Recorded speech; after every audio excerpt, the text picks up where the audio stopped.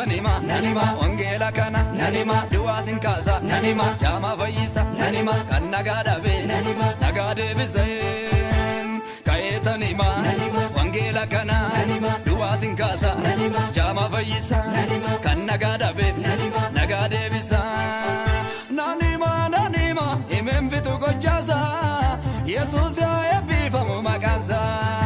Nanima, nanima, imem vitu kochaza. Jesus ya ebifamu makansa.